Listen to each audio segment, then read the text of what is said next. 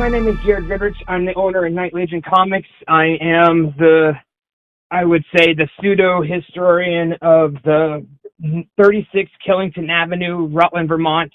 And I have some stories to tell today about the hauntings of this house. 36 Killington Avenue was established in 1855 by Irish immigrants by the name of the Fagan family. There are major Irish families here in Rutland County. They established most of the buildings right here on this strip of road near Route 7. 36 Killington Avenue used to be a farm established by the Fagan family in the late 1850s, and at the time was called Green Street. Eventually, it would be formed into a second-story home where they established two houses stacked on top of each other. And throughout the history, it passed down by multiple families. The first, the Fagans, and I blanked on the names of the families who lived here, in the family in between the families. But the Fagans took over, and then another family took over in the late 1900s. And then by the 1950s, the Trombleys took over, which is my mother-in-law's family. And my mother-in-law's family, the Trombleys, would also then rent to two other families in the apartment that I live in currently. Through that time, the Kuzmas moved up here, which is the Polish family that my mother-in-law's side of the family is from. And in that time period, my wife's grandmother would have passed away in the bedroom that I live in currently. In my experiences of living in this house after generations of people living here, now that the Floods and the Flood Goodriches live here now, we all tend to hear things, see things, and notice things that happen in this household. And I am not surprised, because within, I believe, 7 different families living here, the energies that have been passed on by each one of these families that may have just been left here, and whether or not it's ghosts or just the plain energy of all these different people passing through here, some really weird things happen.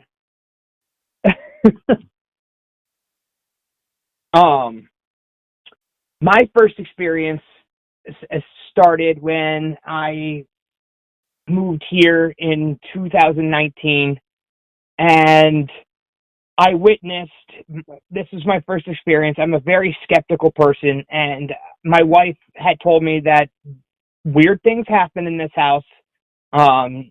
Shadows move about, footsteps are heard, stuff like that. I'm like, no, that's explainable stuff. I was in our bedroom at the time, which was a different room from where we are now, and I watched our air freshener machine lift about a foot off the ground, float for about two seconds, and then fly across the room.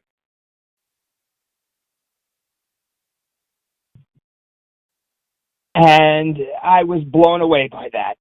And that's when more and more stuff I've noticed since, in the last 2.5 years that I've lived with this family. Stories of, I would start seeing more things fly across the room. Things would be tossed at me. Doors would start randomly opening. Footsteps, voices I would hear full-on conversations in the room next to me when there was no one in the room next to me. I would hear voices downstairs when no one was home. I would hear footsteps. Our kitchen door about once a week opens up, and then the sound of multiple people walking in happens. There's many different stories to tell here, and I, just for myself, that was just my end of like just a gist of what I encounter throughout my 2 years here, but my in-laws say that even when my wife and I are gone and there's no one in the house, and they'll hear people talking upstairs. They'll hear footsteps upstairs, like full-on footsteps. They'll hear uh, arguments. They'll hear different things. And to me, I feel this is more like a residual haunting in some ways. Of it's not just the people who may have passed here. It's just over 150 years of people living in this same household have touched the walls here. They've touched those same rooms. They've lived on the third floor, which is now the attic. There's so much energy in this house that they have left their legacies here, and it it never stops moving.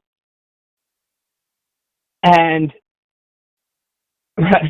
up until a few weeks ago, have an individual who lives with us, and we had told him about our little experiences here, and his about a week or two into his living here, he was kept up all night, and I was like, "Why did you sleep?" And he goes, "Oh, I kept hearing footsteps in the kitchen." And I said, "Did you see anybody?" He's like, "No."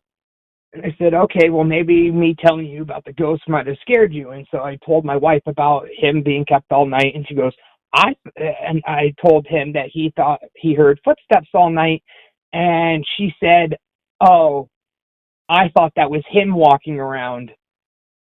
And I was like, "Well, that's everyone heard that, I guess, last night." But this home has been home to so many people for, like I said, for 150 plus years. And after 2 years of just seeing different things, hearing different sounds and voices, it really started to make me believe in the other side, in some ways. And then to add into my stories of horror, not horror, but otherworldly beings, we also encounter what I call the shadow persons, the shadow people that live here. There's certain times of night we keep our windows blinds open at night to keep the kitchen lit up and everything, and there will be times where the light from the streets are so bright you could see into the kitchen. The kitchen lights up nicely, and then there's some nights that the windows get blocked by something and the whole kitchen goes completely pitch black. That's the same as our end of our bedroom. Our bedroom blinds are open for the street light to come in for us to get up out of the bed if we need to. And there are some nights where there's a figure standing in front of the window and it completely blacks out the light, the window. There's one that stands at our end of our bed, and I've never felt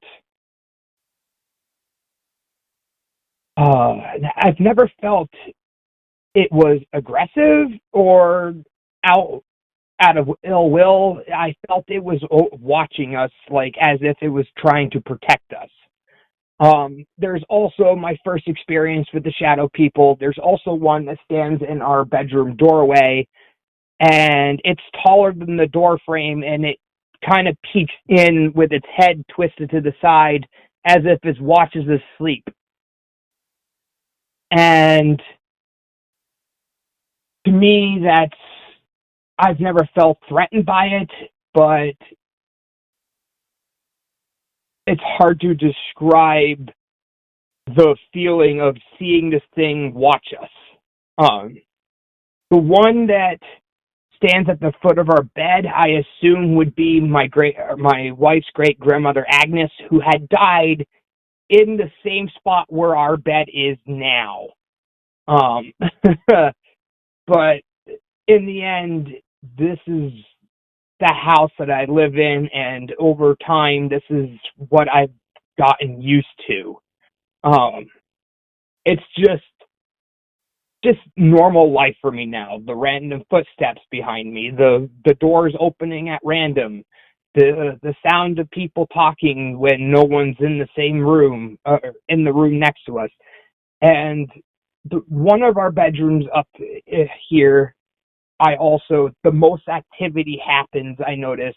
I believe is some sort of vortex or something of a never-ending doorway for people to come in and out from the other side, because our cats will watch people walk in. One of my cats in particular will watch as if she's seeing somebody walk into our front of our kitchen, which is our front door, and walk, and she'll watch them go into our living room, or she'll watch them go into the purple room, which the purple room is where I suspect where this vortex or whatever, I don't know what to call it. The energy just feels really strong in the center of the room.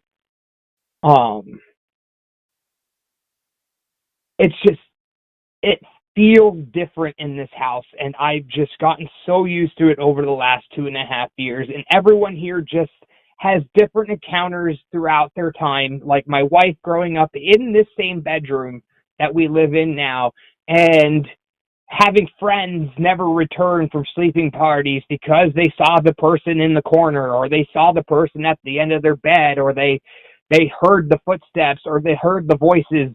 It's just this house, everyone in this family is used to it, but no, when a new person gets encounters it, they never tend to want to come back.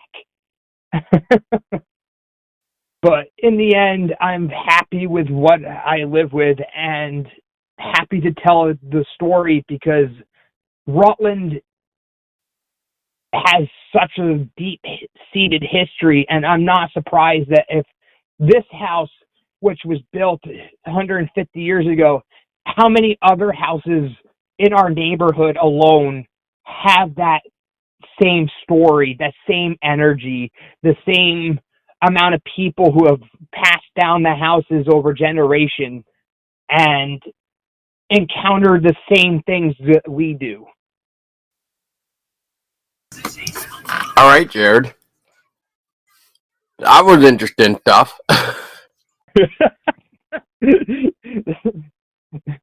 This remind me that since nobody wants to come visit you, that I should definitely bring all my equipment and stuff, and then that will just be a fun night to maybe see if we can capture stuff. I would, if you're willing to spend a few hours here at this house, I would happily host you to try to capture the spirits of this home, because I can tell you right now that the spirits of William and Agnes live here. I have a spirit box that I have spoke with them before, which Agnes is the one that died in our bedroom. Um, I have Francis who comes to visit, which is Jennifer's grandfather, who has visited me in my dreams, and as that one story I have spoken about. And there's this one boy that we can't figure out whose history is. His name is Peter, and we have caught him on our spirit box. And Jenna believes that he's not from this house, that he followed her from her house in Pulteney, which had poltergeist activity. Oh boy, So it could be anything really. Then anybody ball yeah, game here. Well, all right, Jared. Well, thank you so much for coming on to share your little ghost story and the history of the place that you are actually staying in. And it's good to hear other people's stories, because it's always fascinating to hear like what goes on in one person's house sometimes. yeah, But all right, Jared. Well, thank you so much for your time, and for those listening, do you have a ghost story of your own? If so, you can set up a time with me, or you can leave a nice little voice message with the link below. And until next time, I was Paul Dolsky of Haunted Vermont, and Keep your eyes open because you just never know if an apparition will appear in front of you.